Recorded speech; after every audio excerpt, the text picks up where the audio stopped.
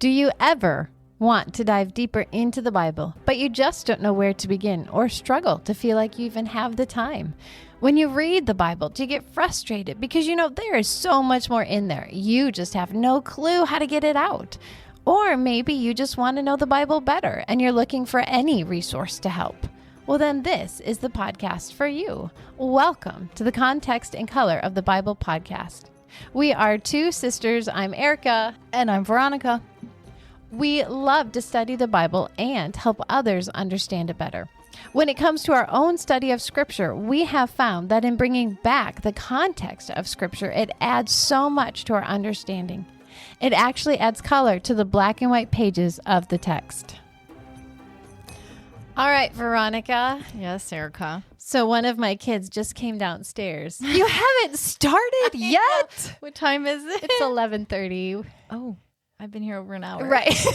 But we were talking through We were. what we were doing. But We are starting now. yes. Here's my question for you. Do you struggle whenever we're starting a new, like you need to start studying for a new thing for the podcast? Do you struggle getting started?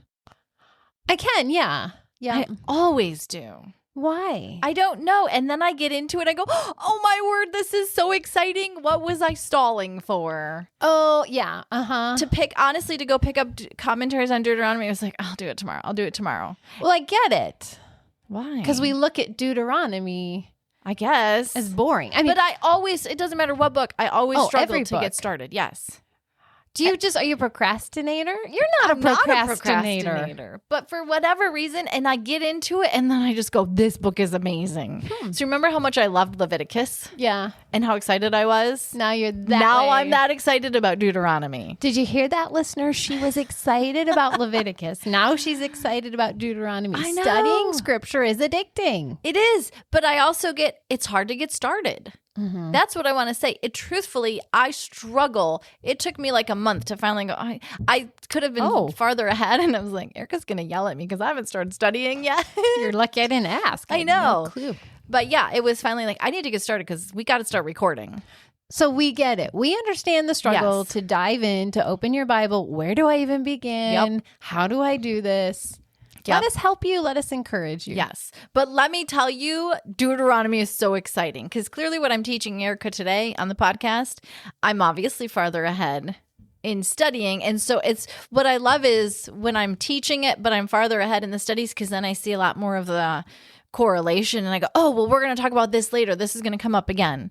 And so it just helps me to go, okay, hang in there. This is still going to stay good. We're still going to be talking about these things. But today we're going to cover chapters 2 and 3 because essentially we left off last week. Moses is looking at the people going, hey, let me remind you of where we've been. They're getting ready to go into the promised land. They're getting ready, or they're kind of starting already in real time when Moses is saying this to start some of this conquest and taking the land. But it's been a long journey to get there. 40 years at this point. That's not a bad. So Moses he's not just, and Erica brought it up earlier when we were talking about this, he's helping them see, remember the victories. You have this. We've done this. God has brought us to this point. We've had a lot of victory. And so he hits, in a way, I don't know if it's the highlights, but he hits the victories. He doesn't give, hey, remember when you got defeated?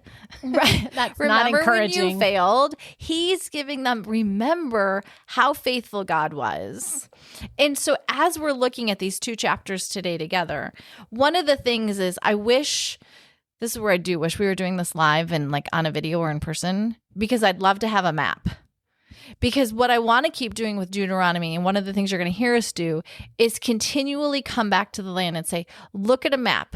Start to have a map in your head. If you know the Sea of Galilee is in the north, and the Jordan River runs out of it and connects to the Dead Sea. And so on the west, you have the land of Israel and the Mediterranean Sea. And then to the east, that's land outside, and we're going to see different people groups. And I want you to start to get familiar with where those people groups are. So how did it work, Erin? So you start north with Sea of Galilee. Yep. To Jordan River. Yep. To the Dead Sea. Yep. Go a little bit below the Dead Sea. You've got Edom. On the east. On the east. Above Edom, you've got Moab. Yep. And then up above Moab, you've got Ammon. Yes. So we want you to know those three people groups. So you're starting in the south. You've got Edom. You go up a little bit, Moab. You go up even more. You've got Ammon. EMA. I can't think of anything other than EMA. But just to get familiar with some of the major cities, obviously Jerusalem you need to know. Shiloh would be a good one as we're looking at Deuteronomy and these people groups because they're going to play into this book. But also this is where if I was teaching this with my kids at home, I would totally geek out. I would get either Google Earth or some kind of an atlas, and I would go and I would start saying, hey, let's circle, the cities or the territories, and you can, in a way, trace their route. Not completely, but get a good feel of which way they're going. Because what that would do for your kids is help give credibility to the Bible. Help them go, these are real places that we can visit right now, and we can see and go, oh, then this probably obviously happened because the Bible's talking about real places in real times. So if I was doing Deuteronomy with my children, who are no longer little, and they do their own Bible studies, that's what I would do. But Erica, I'm going to have you read verses 4-7 in chapter 2. All right. Give these orders to the people. You will pass through the country belonging to your relatives, the Edomites, the descendants of Esau who live in Seir. The Edomites will feel threatened, so be careful. Do not bother them, for I have given them and all the hill country around Mount Seir as their property, and I will not give you even 1 square foot of their land. Through what? 7? Yes, please. If you need food to eat or water to drink, pay them for it. For the Lord your God has blessed you in everything you have done. He has watched your every step through this great wilderness. During these 40 years, the Lord your God has been with you, and you have lacked nothing. Okay, so Moses is setting up, hey, here's the land of Edom, and that would be in the south. Mm-hmm. We're starting south, and you can see, but before you go, okay, land of Edom, great. We need to make some connections back to Genesis. And this is where I do say Genesis, Exodus, Leviticus, and Numbers, even though I haven't studied it, are the foundation you need for Deuteronomy. Because Edom comes from who, where? Esau. Esau, and who's Esau? The twin brother of Jacob. Okay, so in a way, you got the 12 tribes from Jacob, and these are their Kinsmen, yeah, relatives in a way. And so if you go, okay, we've got stories from Genesis we're going to pull from. But what I love is the fact that Deuteronomy and the Bible is not just about Israel. Dr. Cindy Parker said Israel is not the only one in the story. Because what did we find out with Edom and their land right now? God gave that to them. Yes. And so what you're going to see is they don't get to take it then. God gave this to Edom, and they don't get to touch it. They can walk through it, but when they walk through, what do they have to do? They have to pay. Which is kind of crazy. It's a good... But that's the way to treat your kinsmen, I guess, because later on, Edom gets in trouble for how they treat Israel. Mm-hmm. So God was serious with your relatives. Mm-hmm. Pay them for what you take. Be just, be fair. Yeah. And that's what I keep coming back to. It's amazing as we get into all this, I keep going, oh, you do see God's character so much in Deuteronomy that I didn't realize as I'm getting later into the chapters of these laws. And it's like, oh, this reveals God's character. So you're going to see God is a very just God. And if he's just, he expects his people to be just. So you can walk through their land, but you're going to pay them for what you use, which also... one of my commentaries said Israel was the stronger nation, but they had no right just to take food and water from a weaker nation. There still is, you might be stronger, but you still take care of by paying what's due. All right, so then verses 8-12. Erica, just tell me, looking at those verses, what people group we're going to talk about now. Moab. Okay, so we go up Edom, now you go through Moab. And where do the Moabites come from? The same place as Ammon comes from. Yes. Except the other daughter. I know. So, okay, daughter of who? Lot. Yes. Nephew of Abraham. So again, Genesis story, this would be Genesis 19, which you go, okay, this is why Genesis even includes the story of Lot and not just Sodom and Gomorrah, what happens afterwards with his daughters, disgusting, nasty. But these two people groups, Moab and Ammon, the Ammonites, come from Lot in this situation. So again, this is why you need Genesis. This is why kids need to study Genesis, because it's giving you your backstory. And again, God gave these people this land. So same thing. Israel's going to walk through, but they have to pay for what they use. All right, now, Air, let's get to verse 14. We're going to look at 14 through 23. I don't want you to read all that. Just read 14, please. 38 years passed from the time we first left Kadesh Barnea until we finally crossed the Zered Brook. By then, all the men old enough to fight in battle had died in the wilderness, as the Lord had vowed would happen. And would you read 16 as well? When all the men of fighting age had died. Perfect. All right, so we've got, it's been 38 years. Moses is reliving. Here's what's been happening. And we've lost an entire generation. That's crazy. That feels short, but I guess they were all older than 20. Right. But it's still like, I'm 44, so I'm like, that's my life. I know. It's just crazy to go, okay. And to look at all those 20-year-olds and look around, they're now 60. And you go, okay, nobody's old. There's not a lot older than 60 then. Joshua and Caleb and Moses. Yeah, that's it. Crazy. And you go, okay, you've heard the stories, you've seen. I mean, obviously the entire generation didn't get wiped out right all at once. So as you're watching that older generation die off, I mean, are you waiting going, okay, once you're all gone, we can move? That's a terrible picture. I know. Not to be rude, but could we hurry things up a bit? But again, we're bringing in that other people group, the Ammonites, who Eric already said came from Lot. But what's fascinating is what Moses calls that generation that died off in verse 16. What did he call them? The men of fighting age? Yeah. Okay, the men of fighting age, or depending on your translation, warriors or men of war. But what was the problem with that? Why did that generation die? Because they didn't go to war. Right. They were scared. This fearful generation, Moses still calls them warriors or men of war, which is just an ironic. Were they men of war? Were they? But again, you'll see in verse 19, same thing. God gives this land to Ammon. So I want to establish that there are times God is giving other people than Israel land and saying, this is yours. So here's my question, and it just popped in my brain. So I'm totally throwing this at you. I know. So you can say, I don't know. Is it because these people are connected to Abraham? I kind of wondered that. Okay. I did. None of the commentaries said that. Okay. Because what the commentaries did say, it's fascinating. Outside the land, this land has been given to these people. Right. Israel does not get to take it. You do not get to possess land. Because now when we get into 24, okay, you're going into the Canaanite land. You can possess it. And some of the commentators played with is the idea that the Canaanites were so evil. Which God says in Genesis is what would happen. But so evil, you can be completely wiped out, just like during the flood. All the mankind was beyond redemption, except for Noah and his family. Because it's a hard, and this is where we're going to keep coming back to this topic of war and killing throughout Deuteronomy. We'll get into that in a minute. I'll hold my thought and move you there. Right. So essentially, these people were given groups.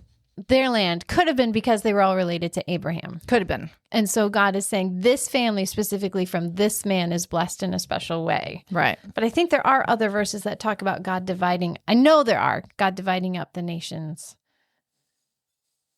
But it's just a thought. Yeah. Maybe. I don't know. No, none of the commentators, but they just kept all coming back to this was their land. Israel couldn't take it. Right. So Israel didn't. They walked through. But what's interesting, if you would read the last part of verse 24 and verse 25, please. The last part of 24. Attack him and begin to occupy the land. Beginning today, I will make people throughout the earth terrified because of you. When they hear reports about you, they will tremble with dread and fear. Okay, so now they are stepping into, there's like almost a dividing line. Hey, this is not your land. This is the Arnon Gorge, according to my translation. They're heading into. Now they're stepping into the promised land. In verse 24, Technically, this is still outside of it. Okay. But this is land they can start to take. Yeah. Because it's still on the east side of the Jordan. This is why we have Erica here. Because she's got the map in her head. Sort of. Which is what we all need. But essentially, this is now you can start taking possession of this land, which is just fascinating. So you see this division of walk through, go through it, don't take it. Okay, now you've stepped across the line. Essentially, stepped across the line, you can start taking this land. And it's interesting here because this King Sihon, they come and say, can we pass through your land? Verse 27, we'll stay in the middle of the road. We won't turn aside to the right or left. Sell us the food to eat, water to drink for a price in silver. Let us pass through. Which is how they've just done the last three people groups, right? So this might be why they can start to take possession, because what does King Sihon say? He says no. He says, no, would you go? Okay, you would have just seen us do this. Right. It's not like if you're the first one, it'd be like, but you've watched us walk through 3 different regions doing what we're telling you we want to do. And he says no. And this all actually happens in Numbers 21, if you want to go read about it. But what do? They get to wipe them out. All of them. It's a unique command. Israel is not always told, wipe out the entire city. And that's one thing as we read about these wars and these conquests, if you read it in Numbers or Deuteronomy, pay attention who they're supposed to wipe out. This one, they completely destroyed everyone there. But like in the Midianites, you'll also see in Numbers 25, just a side note, they were told to completely wipe them out, but they didn't. And as we know from doing Judges with Erica, they show up in Judges. So there's times where God tells them to wipe out a people group and they don't do it completely, or God doesn't tell them to wipe out a people group, like we also saw in Judges, and they do it. So just to keep in mind as we struggle with this, war is just a part of life. It's an inevitable part of life. And sometimes Israel does it right and sometimes they do it wrong. But with that, I also want to show verse 25. What's going to happen to the people around Israel? They'll be terrified. Yes. And what does Rahab say? Everybody's terrified. Before they come in. Rahab's like, hey, we heard what you did in Egypt and we're terrified. So you go, in a way, Israel, not only do they have God on their side, not only are they fighting battles and winning, but they also have just a reputation and a thought out there that their people are terrified. That would help in a way empower you, I think, to go, hey, we're victors. And everyone looking at us knows that. So I want to jump down to verse 30, though, with this king who didn't give them permission to go through their land. Do you want me to read it? Yes, please. But King Sihon of Heshbon refused to allow us to pass through because the Lord your God made Sihon stubborn and defiant, so he could help you defeat him as he has done now. Okay. Or it could say God hardened his heart. Like Pharaoh. This is according to my commentaries, this is the only other time it's mentioned that God hardened someone's heart. So again, you go, okay, if we look at Pharaoh and God hardened Pharaoh's heart to strengthen him to do what he had already made in his mind and made up his mind to do. God just gave him the ability to do it and not be fearful. And God used it ultimately for his purpose. Sihon, however you want to say it, same thing. Again, God strengthening him to do what he's already determined to do. And it's ultimately going to be used for God's glory. So as the Israelites, if you wonder, because as we start to keep reading the story, you'll see they have cattle with them. And you go, okay, did that all come out of Egypt? Have they been taking care of cattle for 40 years wandering? But as you notice, they're going to start to acquire cattle when they wipe out some of these cities. So it's just, to me, it's helping build a better picture, a more clear picture of what it's like. Maybe you have a few cattle and now, we've got a few more. Because as we get in chapter 3, Same thing's going to happen in verses 1 through 7 with King Og of Bashan. Again, found in Numbers 21. They're going to go to battle, and he's going to be completely destroyed. But let me look. Is it verse 7, I think?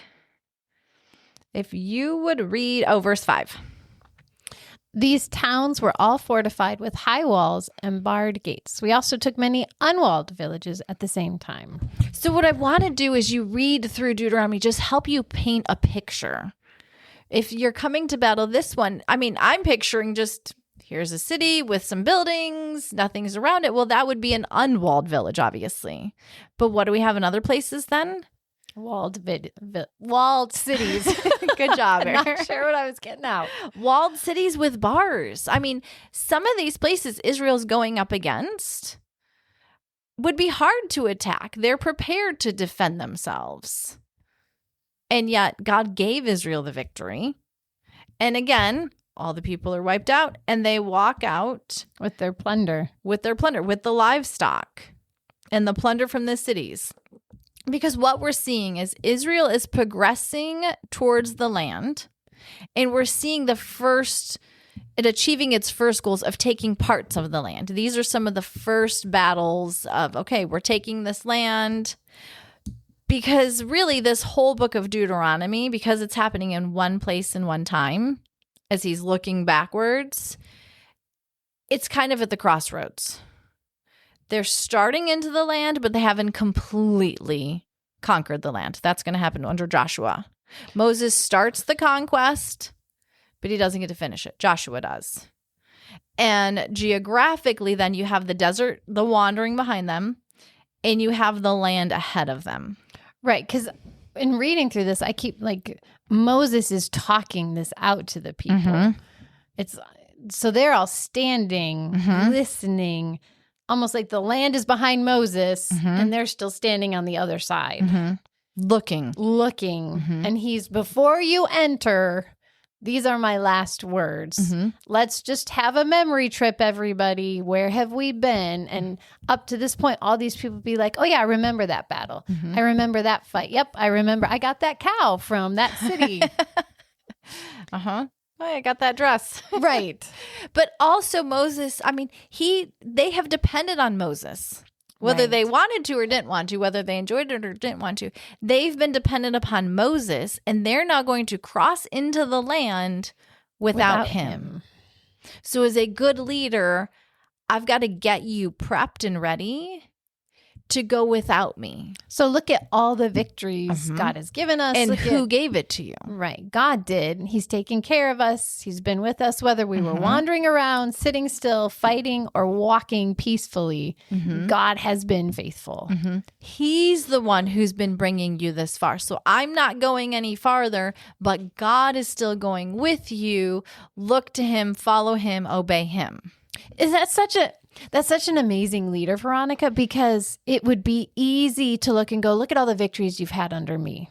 Yeah. Look at all the ways we've succeeded under my leadership. But Moses is such a humble man, such an amazing man, that he's totally taking himself out, and it's you and God. So that when you continue on without me, you're fine, because it's still you and God. Right. He's just come in many ways. He's removing himself from the story, reframing it without him so that they can move forward without him, because he knows you don't need me. Right. It's been God. I've been used by him. I'm leading you, but it's always been God you need. And whether you're a parent or a Sunday school teacher or a pastor, whatever, being able to reframe your story without you, without you being the hero of your story. Right. Yes. It's always, okay, this is what God has done. Which is an interesting way, because we're in a life group, in that last spring, that was what the life group leader, how is God the hero of your story? Yeah. And that's essentially what Moses is doing. God is the hero of the story. You're following God. You're not following me. So as a leader, that's what you constantly need to focus on. As a parent, that's what you're focusing on. Teaching your kids, you're not dependent on me. I mean, I remember in junior high school, mom starting to go, Yes. don't come to me. I'm not telling you anymore. You need to pray about it and see what God says. Yes. And I truthfully hated that. I did too, because then it's all on me. Yes. To know what God said. But yet on the other hand, Yeah. you go, oh, that's what I want. Because when my kids, I'll give a brief story without a lot of details. I've done that with my kids. Same thing. You go pray about it. And because truthfully, if you're disobeying, I don't have to deal with you. God will. And I've done that with my kids. And Kylie here recently made a decision and she didn't talk to me about it beforehand. And so when she told me she made this decision, my knee-jerk response was, because she told me, well, God told me to. I wanted to say, I didn't, thankfully. You don't know how to hear God's voice. That was my first, how do you know God's voice? And then it was like, no, I've trained her to do this. So even though in the moment I go, why did you make that decision? How do you know that's what God wanted you to do? I have trained her by giving her those chances when she lived at home to fail in a safe environment to go, okay, you've learned to hear God's voice. And so when push came to shove and she did need to hear his voice, she knew what it sounded like when he told her what to do. And it was like, okay. And now you look back and now I look and I go, okay, you made the right decision. And so it's just one of those things where a good leader, a good parent goes, I need to get you not dependent upon me, but dependent upon the Lord. So that when I'm gone and when you're out of my house, you and God keep going. I have so much respect for Moses. I know. I mean, he's just a phenomenal leader. So he's giving them these battles verses. Let me go back and look again. 8 through 11. He's going through another battle they've been through with 2 more kings of the Amorites. And again, I want you to pay attention to verse 10, all the cities of the tableland. What is your plateau? Plateau, just kind of geographically going, okay, this is a plateau. It's flatter. Flat. We've got some cities, some valleys mentioned here, Mount Hermon. So we're more in the northern region of that, which then would be more that lush green Erica talked about, a little more rain. And they're battling. But what's interesting as they battled the king, what was his bed made from, in verse 11? Iron, which does not sound comfy to me. I'm thinking there's got to be some kind of pillows or blankets. Yeah, or is it saying this is what a warrior he was? I don't know. Or is it just details going, this is a bigger, more advanced city? Yeah. Oh, yeah. Mm-hmm. Because iron was the stronger metal. So it's just helping bring in some of that history there in some details. Because obviously for this to be included, that detail was important to go, hey, just picture. And so what you're trying to do too with these details is picture it for your kids. Help them see a little bit better of what it was like. He's not sleeping the king's not sleeping on the floor. He's not laying in the hay or the straw. He's got a bed made of iron. You're probably right. This is an advanced society. Mm-hmm. And they're going to go up against and do battle with them. So now in verses, we're going to keep moving through 12 through 18. We're seeing verse 12. What does the first clause say? When we took possession of this land? Yes. So we're starting to take possession. And the 2 tribes who get mentioned in verse 12 are who are? Reuben and Gad. Okay. So Reuben and Gad have... I said it wrong to you. I said they had cattles of flocks. I like that. They have flocks or herds of cattle. Oh, there you go. Okay. And so if we know this is the northern region, we know this is going to be better for them. If they have the cattle, they need suitable land. So Reuben and Gad, those 2 tribes look around and go, hey, we want to put down roots here, which is good. But the thing is, just because you get to put down roots doesn't mean you get to be done fighting. And so they promise yes, we will continue to fight. We will leave our women and children behind, settle them, and then keep continuing the fight. And the half tribe of Manasseh joins them. Yes. Manasseh is so big, they get split in 2. Yeah. But this is on the east side of the Jordan. Right. So this is technically outside the land. Right. But I think as you start to look at those borders, you go, I think they're supposed to have a lot more land.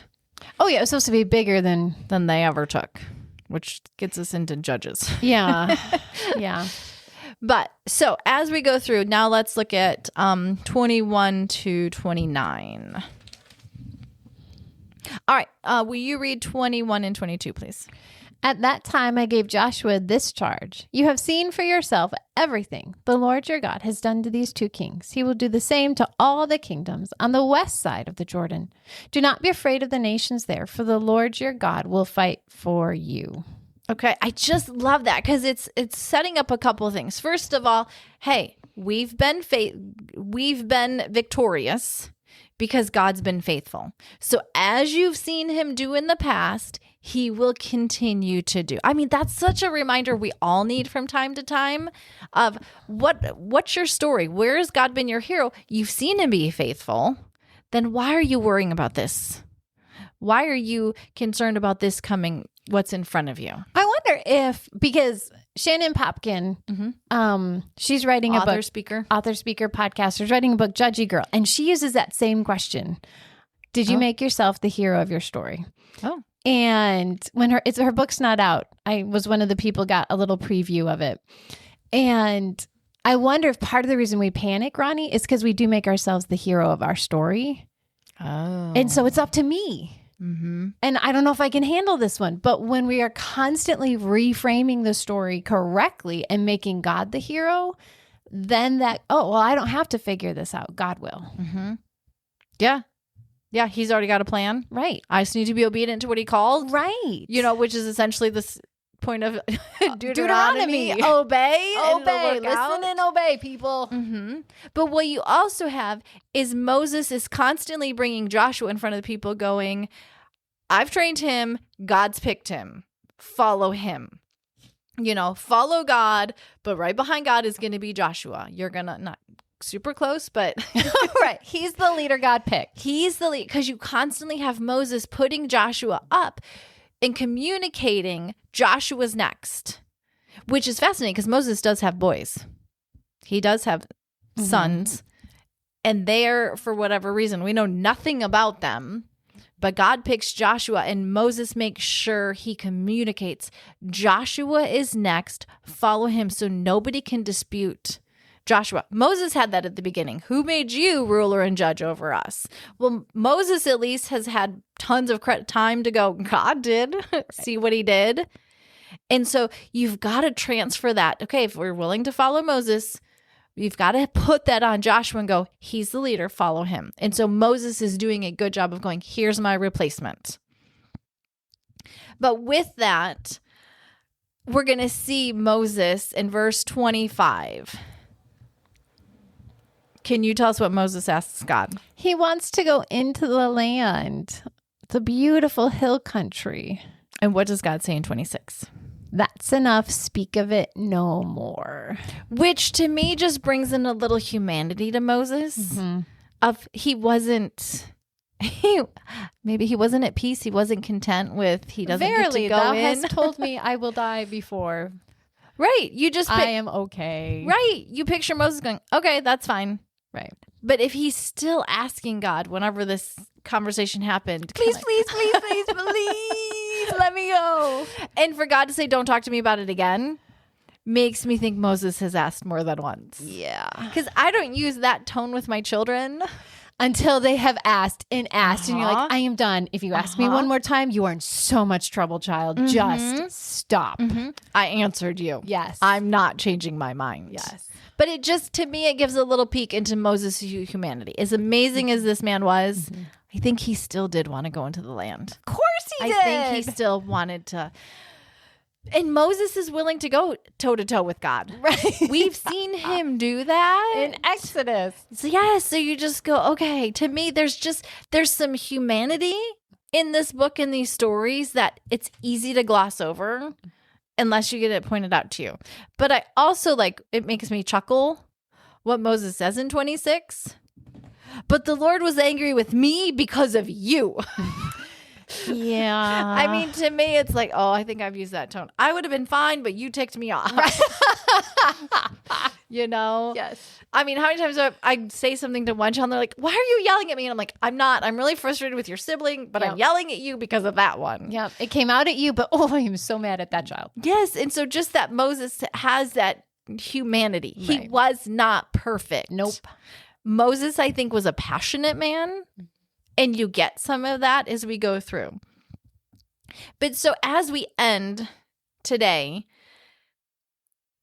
what Moses is doing is he's setting the people up. Here's where we've been. Here's how God has been faithful. You're going to go in. You can do this, not because of you, but because God is still fighting for you. And God has gone and made a way. You just need to stay true to what he has called you to do. And so that's how, to me, I see chapters 2 and 3. Chapter 4 next week. I'm so excited for that chapter. There's so much in there. But for now, this is where we are. Moses is with the people, sending them up to say, you can do it. Okay. Any final thoughts? Summarizing 2 and 3. Yes. No, I just keep coming back to, that question, can you make God the hero? Yeah, that's a good, how do you make God the hero of your story? God? Yeah, for your kids, for those who are following behind. Sharing your testimony. Right. Here's how God solved my problem. Here's... that might be an easier way to share your testimony in a way. Instead of going, oh, let me tell you about me. No, let me tell you what God's done for me today. Yeah. Because way you could do it in little ways. It doesn't need to be this dramatic. Yeah. This dramatic thing. God, here's how God showed up today when I needed him the most. Yeah. That's a good point. So try to share that with someone this week. Or jump on our social media and share it with us. How God is the hero. We would love to hear either in big ways or little ways. How God is the hero of your story. Yep. So look for that question on social media. Yeah. So thanks for following, talking, listening, whatever. Showing up today. I think with I need Ronnie to be done. And her flocks of herds. Yes. All right. Bye-bye. Bye.